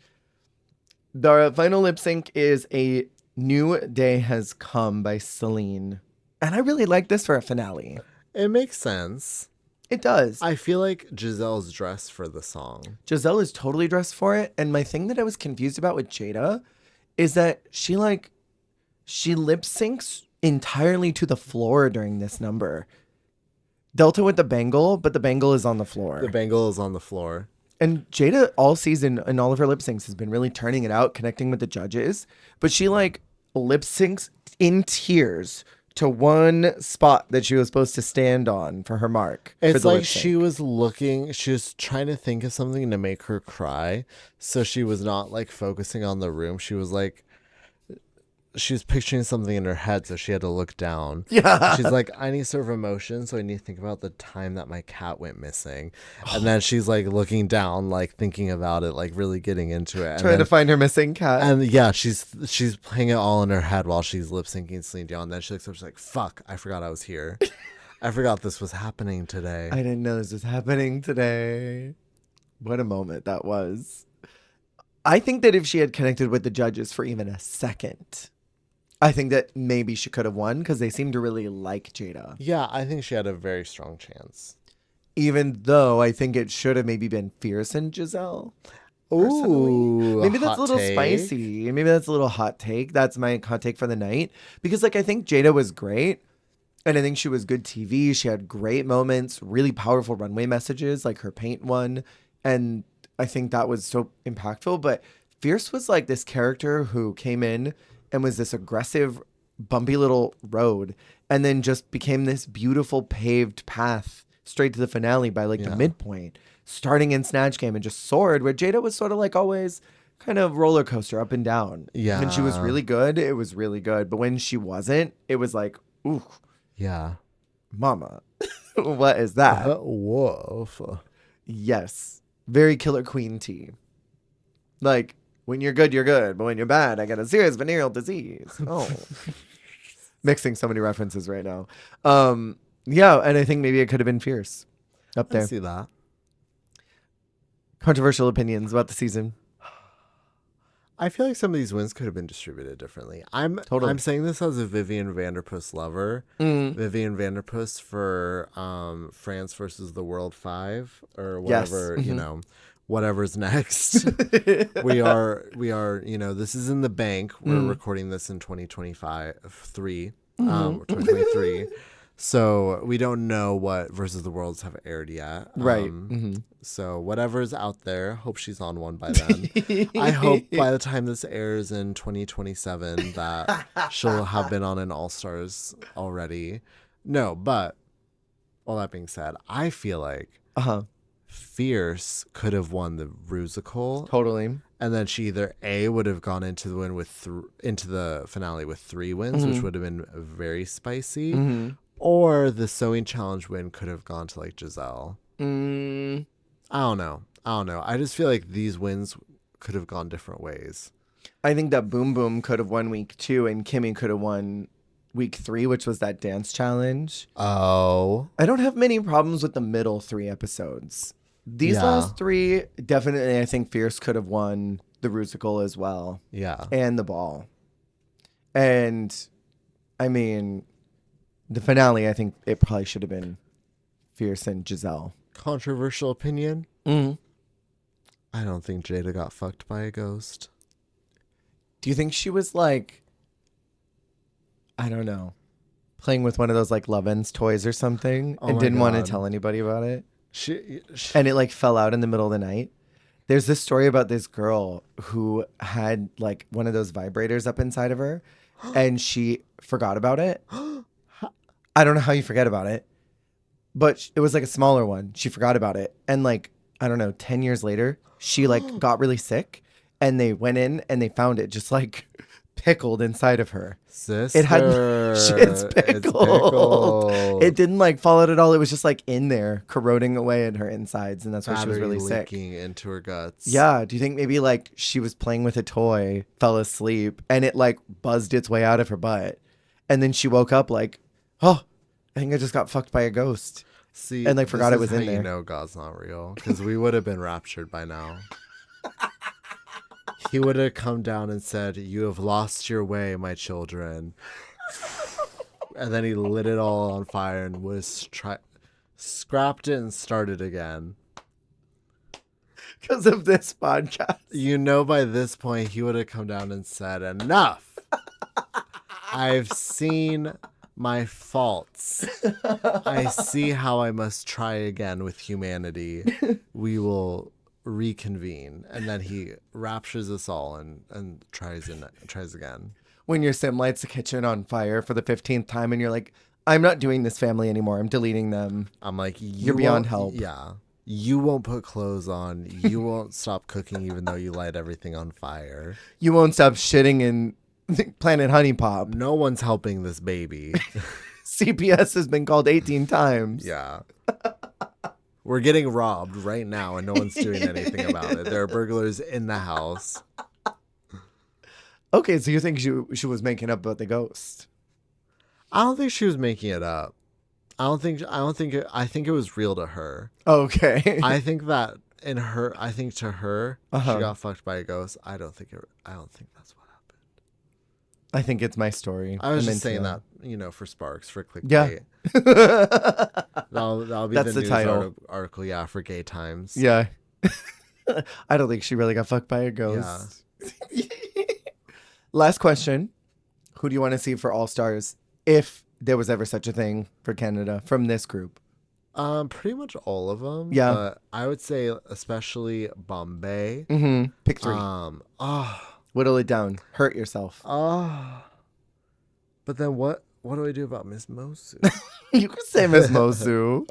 Okay, well, definitely Bombay. Definitely Bombay. Same for me. Why do I want Fierce again? I want RuPaul to see Fierce. I want Fierce again as well. Okay, if it's a RuPaul season, I want Fierce. If it's not a RuPaul season, we don't need Fierce again. But I want RuPaul to see Fierce with her own eyes and take her in. I want her and Michelle to have discourse. Michelle calling her petulant. I want Michelle to say something to her. I almost called her Georges. Tall Georges. To Tall Georges that sets her ablaze for the rest of the season. I still think that Tracy left midway through Canada versus the World because she was like, I am not dealing with that. I'm out of here. Call Serene. Get me home. Get the nice one. I'm done. I'm done. Because that moment where she was like, this is really becoming one note. I got the feeling that Tracy like cooked. She was pulled too tight and she could not take it. Yeah. She was over it. She was done. Okay. I would say Vivian for my second. I think Vivian as well. Yeah, Vivian for sure. I mean, Boom Boom would be great, but I also feel like Boom Boom just exists in greatness outside of the show. I just feel Totally. like what she does is very cool. It's kind of like Bimini. Like, Bimini is never someone I would see doing well in the show, but it worked out that she did really well. Yeah. But I feel like her kind of magic is like non-drag race drag. Mm-hmm. But in terms of like the drag race machine, I feel like it's Vivian, it's Bombay, it's Fierce. Mm-hmm. It's Miss Mosu. You want Miss Mosu there? That's that me, Miss Mosu. Yes, I do love Miss Mosu. I think my third. I mean, I really want to see Kimmy again, but Kimmy.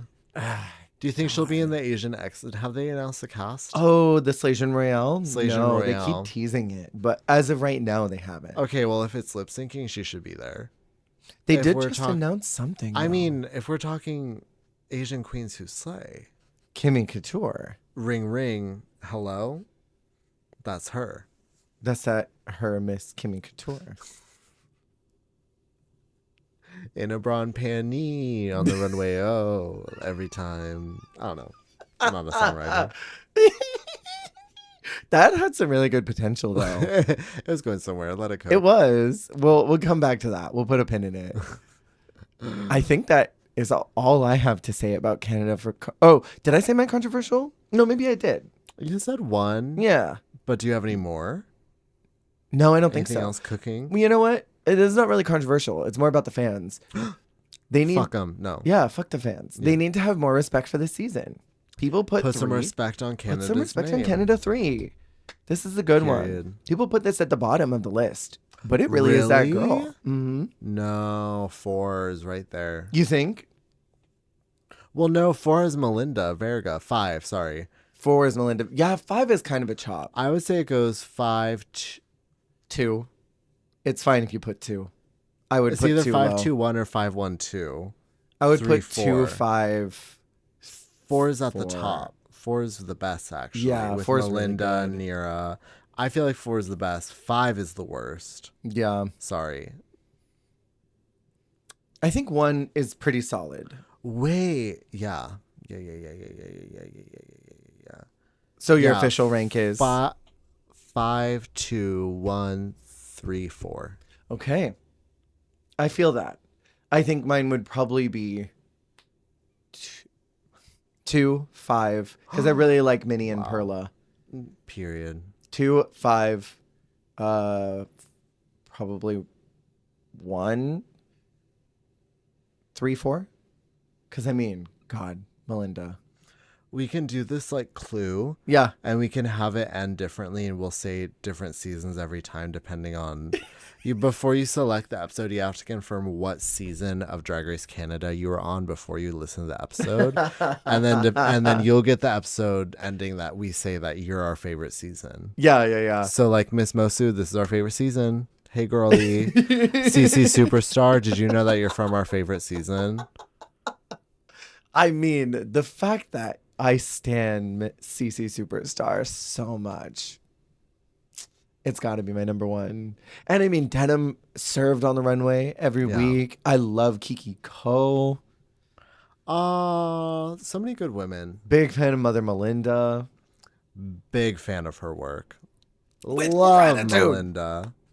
God, it's such a good A season. Star is Born for real. Literally, she is everything to me. Our next season we're doing is Down Under 2. So excited. It's gonna be good. It's going to be my first time seeing. It's gonna curl your hair. I really wish that they had done more with that beauty shop theme. I know. That would've been fun. I feel like they should have done like a beauty shop acting challenge or something. I don't know. That would have been fun then season. And just in general, I would love to see that. But anyway, we have been chatting for a long time. Thank you for This listening. is all gonna get cut out. We're We're gonna love retake it. next week. We're gonna redo the whole thing. We will chat with you next week for Down Under 2. Thank you for listening and tuning into Canada's Drag Race Season 3. Remember, you're doing a great job. You're doing the best you can. And that is all you can do. And in the words of Ermagerd, bye, uglies. I'm gonna go have sex with my wife.